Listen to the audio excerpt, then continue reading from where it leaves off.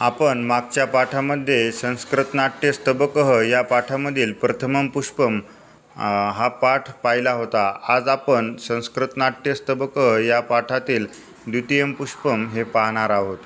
तर याची प्रस्तावना पाहूया. सुरुवातीला शूद्रकवी रचितं मृच्छकटिकं संस्कृतनाट्य वाङ्मये वैशिष्ट्यपूर्णं खलु.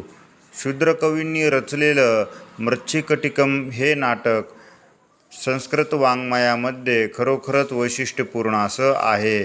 चारुदत्तस्य पुत्रः रदनिकां सुवर्णशकटिकां याचते किंतु निर्धनः चारुदत्तः शकटं दातुं न शक्नोति. चारुदत्ताचा मुलगा रदनिकेला सोन्याची गाडी मागतो, परंतु निर्धन चारुदत्त सोन्याची गाडी देऊ शकत नाही. तदा एव रदनिका वसंतसेनाम् उपगच्छति सोऽयं प्रसंगः. तेव्हा रदनिका काय करते? वसंतसेनाजवळ जाते. तेव्हाचा हा प्रसंग आहे. आता पाठाला सुरुवात करूया. रदनिका येही वत्स शकटिक या क्रीडावह. रदनिका म्हणते, ए बाळा, आपण गाडीने खेळूया. दारकः, दारकः म्हणजे मुलगा. सकरुणम रडत रदनिके, किं मम येतया मृत्तिका शकटिकया.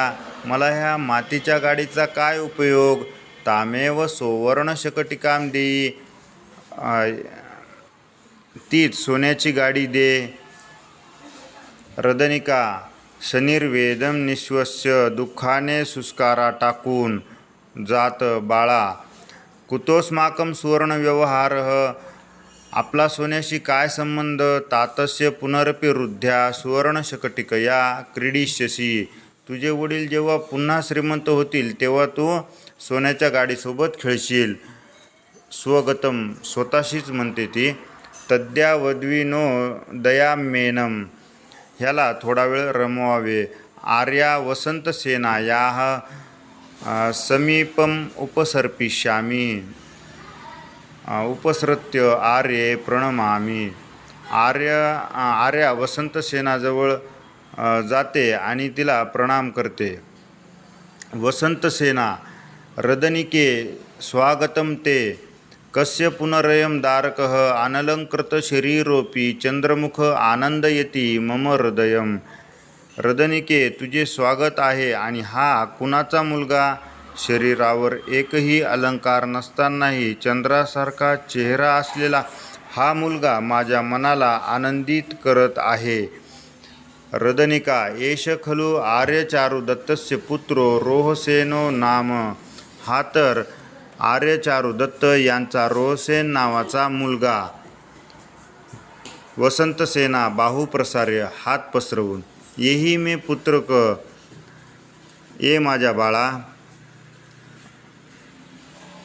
अनुकृत मनेन पितुः रूपम, याने वडिलांच्या रूपाचे अनुकरण केले आहे. अथ किं निमित्तमेष रोदिति, आता हा का रडतोय? रदनिका, एतेन प्रतिवेशक दारकस्य सुवर्णशकटिकया क्रीडितं तेन च सा नीता ततः पुनस्तां याचते ततो मया इयं मृत्तिका शकटिका कृत्वा दत्ता. ततो भणति रदनिके, किं मम येतया मृत्तिका शकटिकया तामेव सुवर्णशकटिकां देहि इति. तर रदनिका म्हणते, हा शेजारच्या मुलाच्या सोन्याच्या गाडीने खेळत होता. त्याने ती नेली तेव्हा पुन्हा तीच गाडी हा मागत आहे.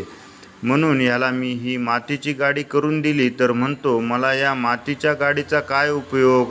तीच सोन्याची गाडी दे. वसंतसेना, हा धिक मारुदिः तद ग्रहाणे तमलंकारं सुवर्णशकटिकां घटय इति दारकम् आदाय निष्क्रांता रदनिका. वसंतसेना म्हणते, अरे रे, धिक्कार असो, रडू नकोस. हा अलंकार घे आणि सोन्याची गाडी बनवून घे. मुलाला घेऊन रदनिका निघून जाते. ह्या ठिकाणी हा पाठ संपलेला आहे. पुन्हा भेटूया पुढच्या पाठात. तोपर्यंत नमस्कार.